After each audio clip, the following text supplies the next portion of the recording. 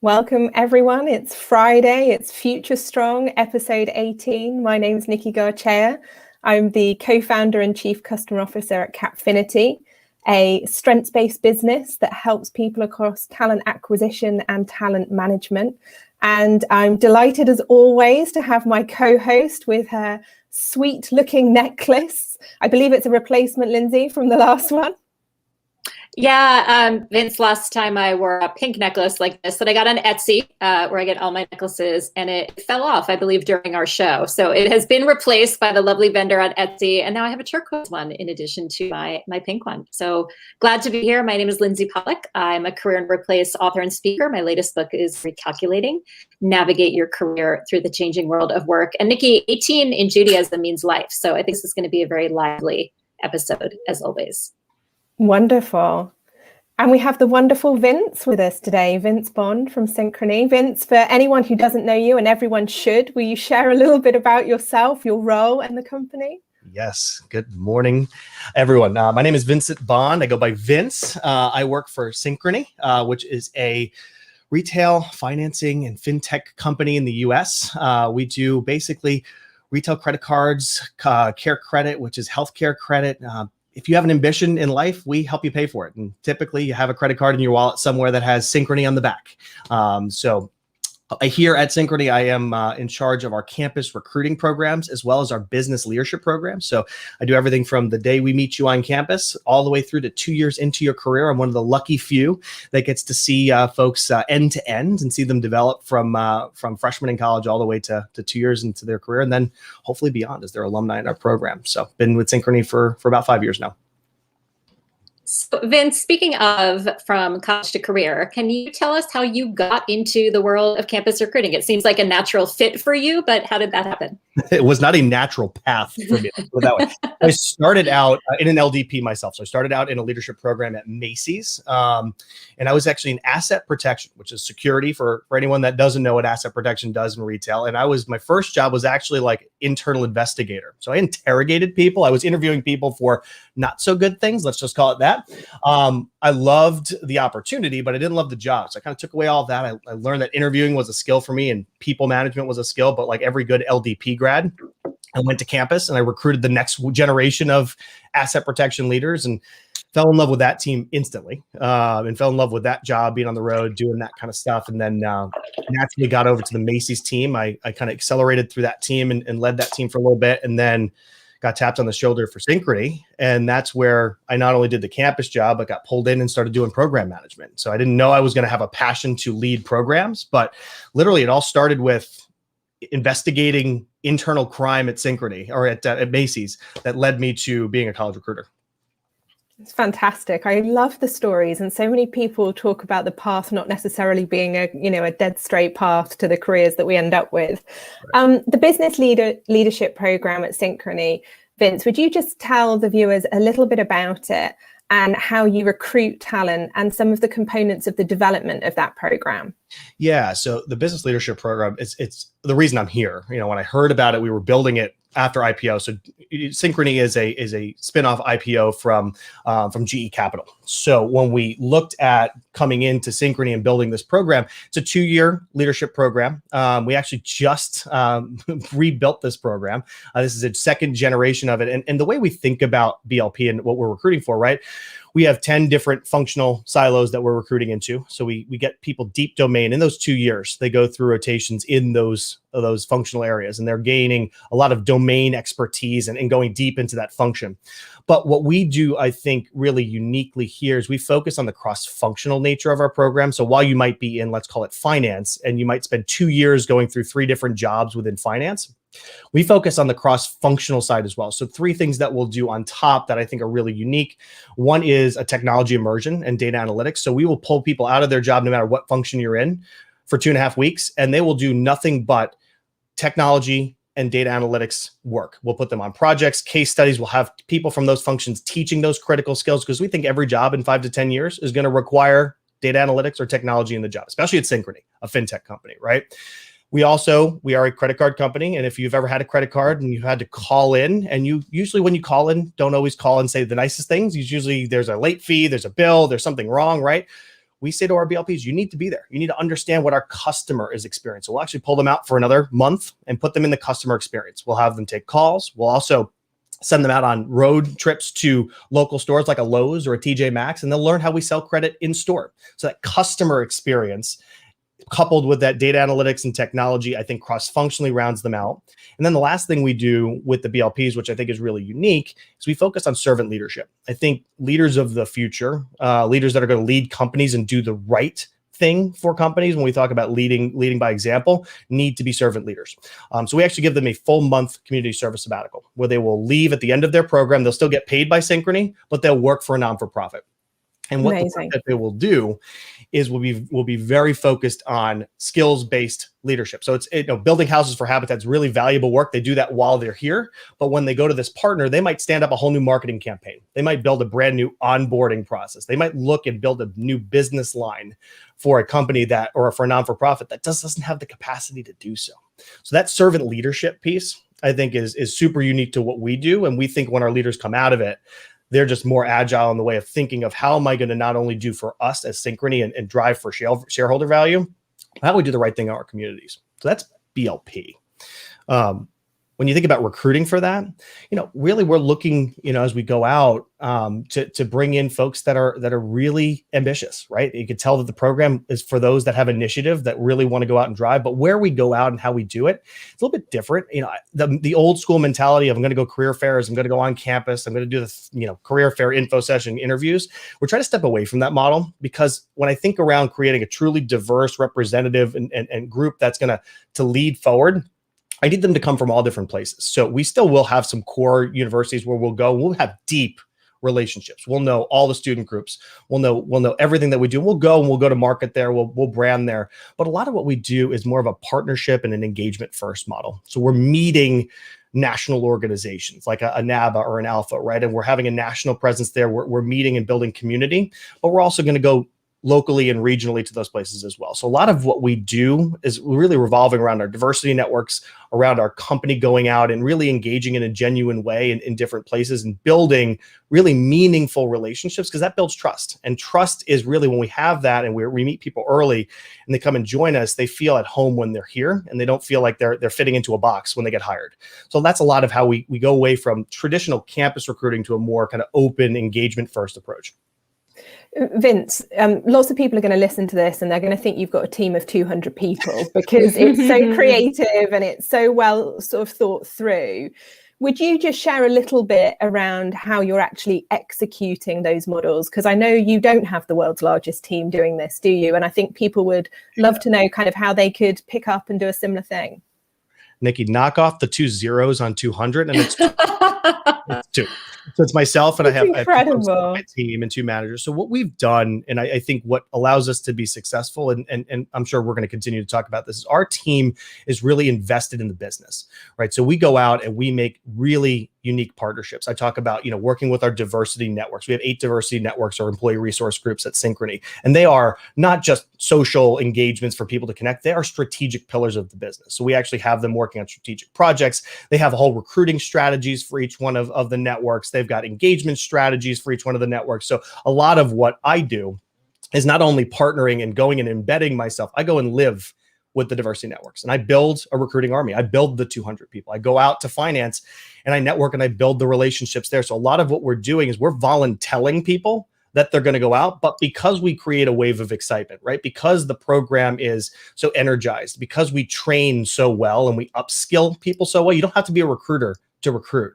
You just have to know what to say. You have to understand how to be comfortable. You got to know what that curveball question is going to be. So we spend probably 50% of our time training, teaching, engaging, passionately getting people excited about what we do and making sure that BLPs, when they go through that experience and that they come back into the organization, are giving back in a unique way. So I think that's how we're doing what we're doing, is we're really finding ways to get people to want to be a part of this, to inspire them to be excited about what we do. And a lot of that is being selfless and giving our expertise to help other teams. So Vince, all of this sounds amazing. And then March 2020 hits and you have to pivot absolutely everything you do. Nikki and I had the pleasure of interviewing you around that time to talk about what you were doing. Can you walk us back to that moment and share a couple of examples of how you pivoted? I think I was jotting down how many times you said flew, went, traveled, brought people together. That was possible. So tell us how you handled that. Yeah, I mean, it was wild, right? And everybody that thought they were creative before the pandemic, oh, I think outside of the box. You were thinking inside of the pandemic box, because the pandemic's box opened and everyone had to be really creative, right? So I think that was what I took most away from it, was that we truly did innovate. We changed what we did, because we had to look at so from recruiting to onboarding to program, which is I span all three, right? Recruiting, and I think there's one theme that goes across all three, right? It's that transparency was the token to success, right? If you had that, that was equity that candidates, that hires, and that employees cherished, because that's the only thing that they could grapple onto, right? Even if you didn't have an answer that was something that they wanted to hear, they were excited to hear that you gave them at least, here's where we are, here's what we're thinking about, here's what we can tell you today, and here's a timeline of where we can go. I think that level of transparency was what allowed us to be successful, because from recruiting, right, we thought, there's all these tools and all these great things that came out, and it was virtual career fairs. Everything was going to be great. But when you're Synchrony and you're a brand that hides behind the credit card, right? When your name's in the back, you don't get to put your brand out in the market. People don't necessarily know Synchrony. So if you're at a career fair in person, they see me, they see other people, they say, wow, that's energy over there. Let's go hang out with Synchrony and see what they're all about.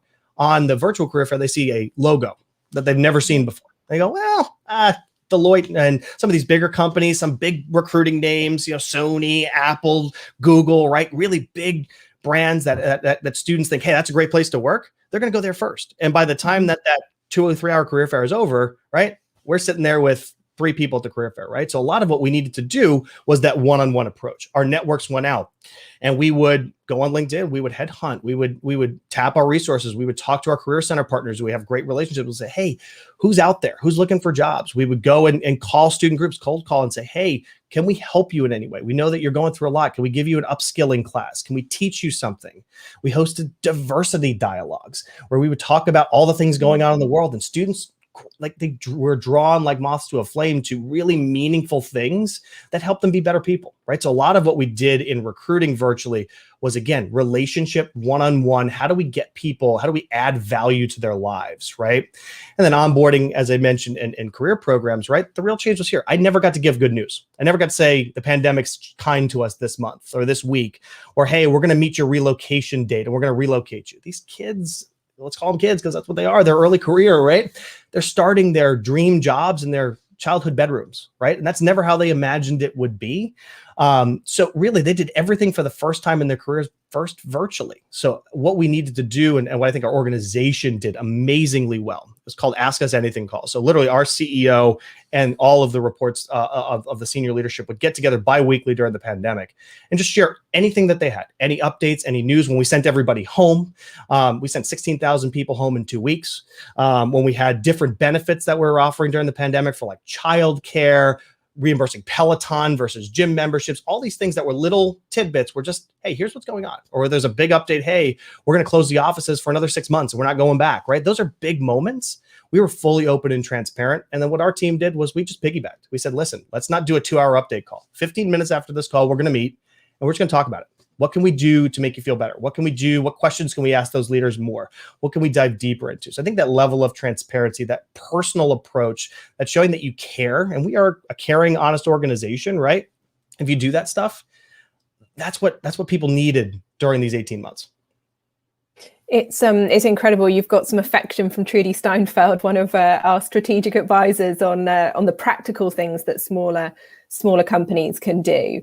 One of the things that really stands out is I guess some things that were to do with relationships, these smaller kind of one-on-ones. Lindsay and I loved these piggyback calls that you ran to make sure that the communication was really understood. What things are you going to start to almost keep as permanent features, Vince, as you move forward? Oh, 100%. The one thing the pandemic taught us was that we weren't doing things we should have been doing. I look at, like, when we look at all of our programs, like this idea that we used to do like 3-hour, it was called BLP Connect. It was a 3-hour quarterly call. And it was so detailed, and there was so many updates, and it was like we were waiting on every moment for what was the next thing we were going to talk about. I can't imagine that anymore. I call 2021 the year of the glass house, right? I want everyone that's a partner of me to be able to see everything that's going on. And by doing that with our assignment leaders or the managers of the new hires or the recruiting team, seeing what I do and all the things that we're looking at, like by being a glass house, those kind of things, and being agile, being able to say, hey, meetings just clog up calendars. They slow us down. Let's try to think of stand-up approach. How do we move quickly? How do we get information out? How do we, instead of doing a Zoom call, do we record a Zoom, create it once, publish it everywhere, which Lindsay, I know you love, right? This idea of let's not burn people. Let's do things on demand. Let's move forward. Like when we do recruiting, right? Students don't want to go to an info session. They already can go online and read about what we do. Let's post online the info session. Say, if you're interested, go to our website. It's on demand. Go watch it. You want to go see our office? You can't travel to us? Here's a 360 view and a virtual tour of our office, right? Give them tools that are on demand. Give them things that allow them to see what they want to see. And then when you do ask them to be in person, whether it's a participant on program or whether it's someone that you're going out to hire, right? When you're asking them to come in person, they go, well, I have to be there because it's a dialogue. It's a conversation. I'm meeting someone I would have never been able to meet in person because we have this event or we're doing this thing. So a lot of what we have to do is be smarter about, I think, all of those things we were taking for granted. Like, oh, we'll just travel and do an info session, right? It was easy because we'll just push it on to another person in the business. They'll run that info session. Doesn't matter if it's good. Doesn't matter if it's bad. It's an info session. We're going to have people that show up, right? I think that model of being very curated, being able to use virtual as a weapon and as a spear, so that when you do go in person, when I go back to campus, right? When I go back, I'm doing things that are meaningful that I can't do virtually. Like a virtual career fair, it's great, but it's better in person. That's something I can go back to. But an info session, I'd never go back to do that. Now, hosting a mini diversity dialogue on campus with all the affinity groups on that campus, 100%. That's the things that I want to have the capacity to do, which I didn't have before because I was burning that time on things that weren't as valuable. So I think the value add components and how we carry that through and pull that through is going to be the win or lose strategy for post-pandemic as we start to go into hybrid and then back to person. I just so admire your transparency of sharing this, because so much of this, that doesn't seem any reason that other recruiters couldn't do this and students would win. So I love that you're willing to share it. Vince, in the interest of transparency, what did you try that didn't really work? What would you sort of give a shot and, the results weren't so good? Yeah, I mean, I think what we tried to do, right? And anytime we went back to, hey, let's do it the way that we used to do it. Like when we talked about relocation during the pandemic, right? It was fall of last year, and we're like, hey, we've got this group. They're coming up on their next rotation, right?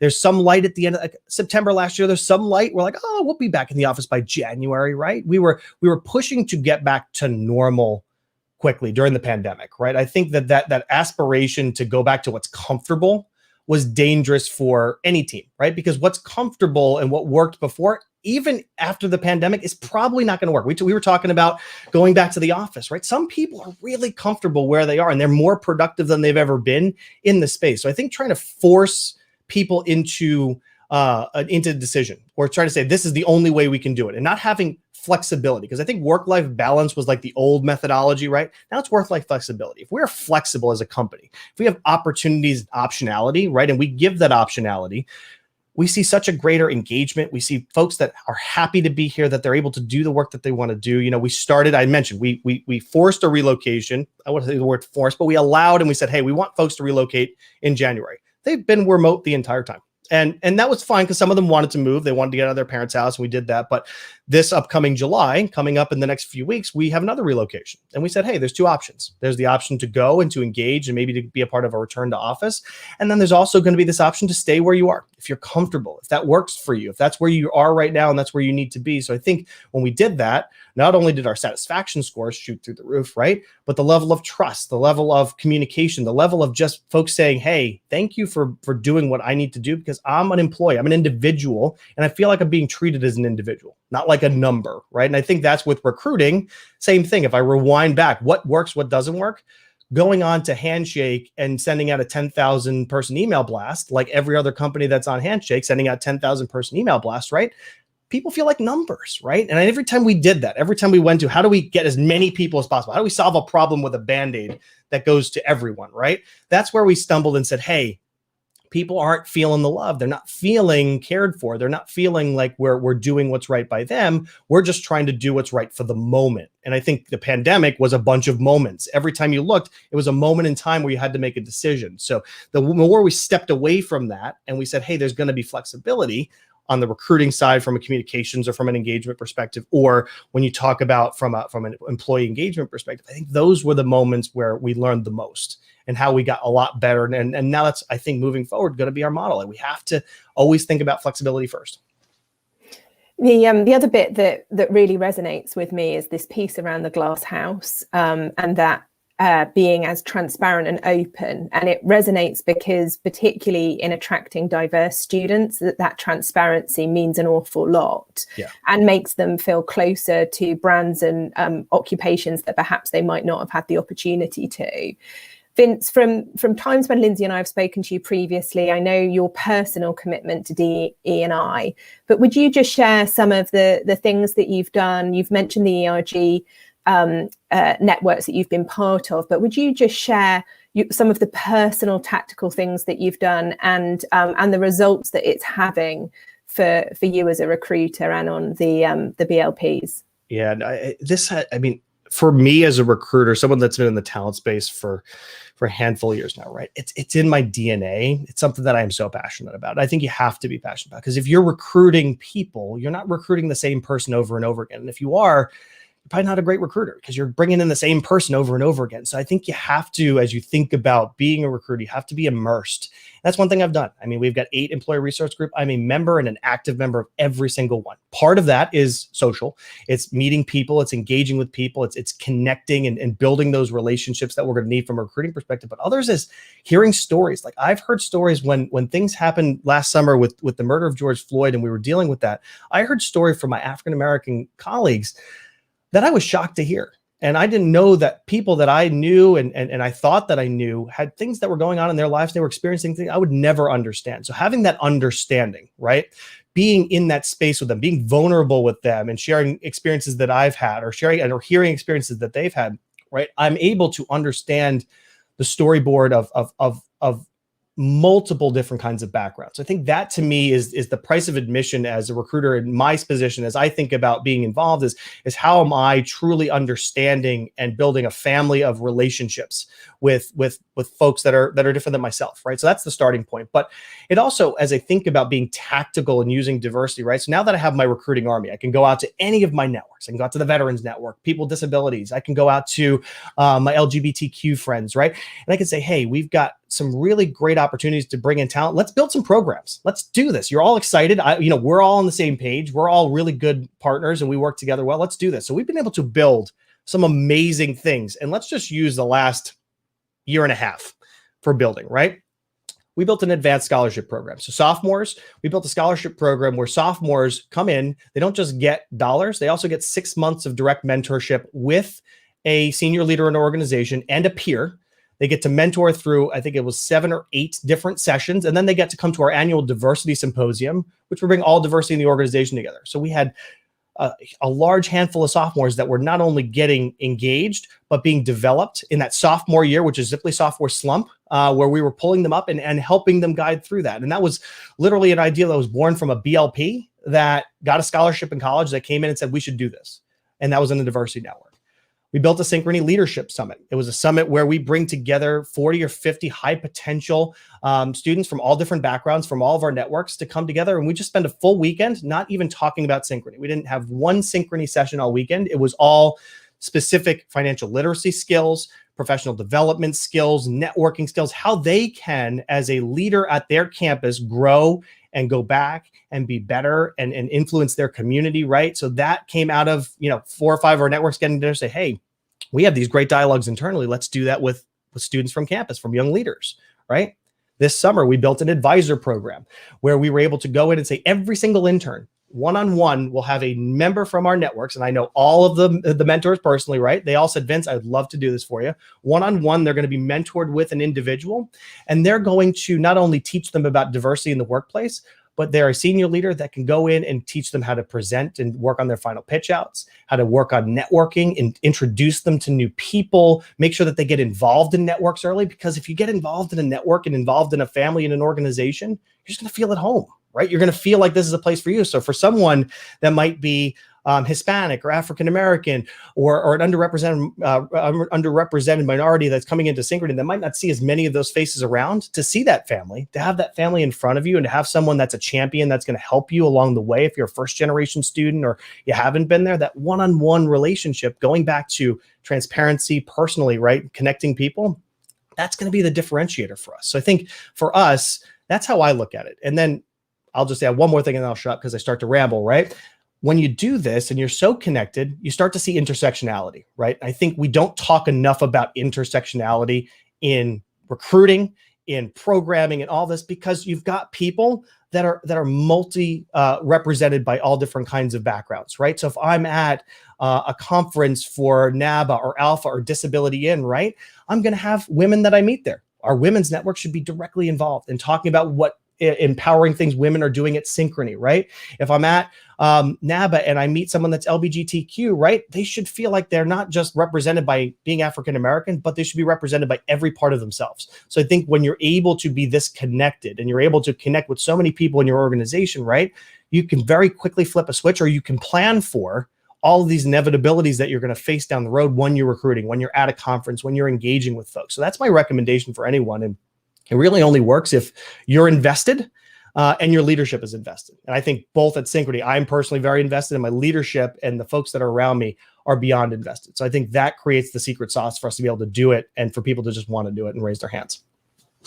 I think for any student listening to hear the things that you've shared, I'm going to try and find a way that we make sure this goes wider than the LinkedIn I want to audience. apply. I mean, how young do I have to be? People will just want to apply because the thought and the personalization is sensational. I'm going to ask Lindsay to summarize, but the piece you mentioned about the intersectionality, I don't think enough people are talking about, and I wholeheartedly agree. One of the things in the UK that is very apparent is your socioeconomic status, and then other forms of diversity on top of that. And that intersectionality often starts with the socioeconomic status in many situations. So I would really resonate what you shared. Vince, you're always amazing to hear speak. We need to get you a longer platform. Lindsay, as our in-house narrator, would you just summarize 3 things that you would take away from what Vince has shared? Yeah, Vince, thank you so much for joining us. I have worked with you for many years, and you practice what you preach every day, all the time, and it resonates with students, and it's so exciting to hear you share it with so many people. 3 quick takeaways from our conversation. First, everyone's a recruiter. I love that. Whether you're a very small business or a very large one, you as a recruiter have a family of relationships that you can tap into. And I think it gets everyone excited to know that that is their job. So building that internal enthusiasm, I think, is a really great takeaway for anybody who's watching who is a recruiter or in that function. Number 2, Nikki mentioned it, glass houses, the idea of transparency. That it is going to make us all better. We just had some really good looking jobs numbers come out in the United States. People are feeling really optimistic. Have these conversations, hear what other companies are doing. And you probably gave us 50 good ideas today that you have now handed on a silver platter to other companies to copy. And I hope that people do that. And third, Nikki mentioned it as well. It's very hard to scale individualism and to scale caring for each individual person. And you show that it's not impossible, that we can do it. And we shouldn't go back to what's comfortable. I feel like my trigger whenever I say, how do we reach more people, is going to be stop. How do we reach individuals? So those are my takeaways. Vince Bond of Synchrony, thank you so much for being so transparent with us. Oh, thank you guys for having me. It was awesome. This was great. Thank you. And so we will look ahead to 2 weeks' time. I think, Hayley, you will pop up. We have Wahab, who is going to talk about the URX network and also his experience as the business partner at Facebook. So really looking forward to hearing from Wahab next week. We're big supporters here at Capfinity of URX. So he'll have a chance to talk about that great recruitment community as well. Vince, thank you so much. Lindsay, wonderful to have another episode with you. We'll look forward to 19, and we'll look forward to sharing everything that Vince has shared broadly as we go forward. Thanks again, Vince. Thank you both. Appreciate it.